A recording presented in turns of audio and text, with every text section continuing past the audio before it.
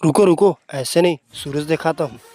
तो जोहार दोस्तों, आज हम जाने वाले हैं पिकनिक मनाने के लिए। हमारे गांव के एक छोटे से बांध है उस तरफ, और खाना को हम घर से ही बनाकर ले जा रहे हैं क्योंकि उस तरफ बनाने में बहुत दिक्कत होता है। तो हम चलते हैं अब बांध की तरफ, और हम निकल ही गए हैं अपने घर से। तो दुकान को बंद बंद करके हम लोग चले जाते हैं गाड़ी पर। और कौन कौन नया साल में पिकनिक जा रहा है मुझे कमेंट में जरूर बताएं। तो हम आ गए हैं बांध की तरफ, और यहाँ पहुँचने के बाद हमारा तैयारी चालू हो जाता है। हम लोग बिछाते हैं चटाई को, और सलाद लाते काटने के लिए हम भिड़ा देते हैं अपने भाई कल्लू को। दोस्तों मुझे फॉलो करके रखना, क्योंकि हमारा ब्लॉग नया साल का इसी में आने वाला है। खाना निकल जाता है और हम लोग करते हैं खाना को टेस्ट कैसा बना है। तो खाना तो मस्त बना है, और पूछते हैं हमने मोन्टू भाई को।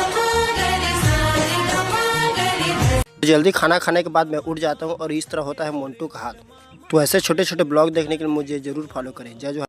रुको रुको, ऐसे नहीं, सूरज दिखाता हूँ।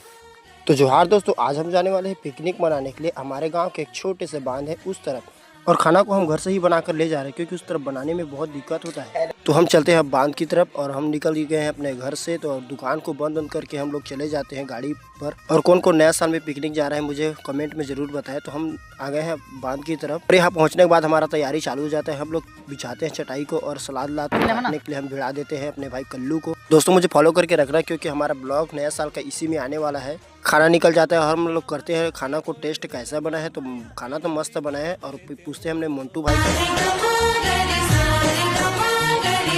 जल्दी खाना खाने के बाद मैं उठ जाता हूँ, और इस तरह होता है मोन्टू का हाथ।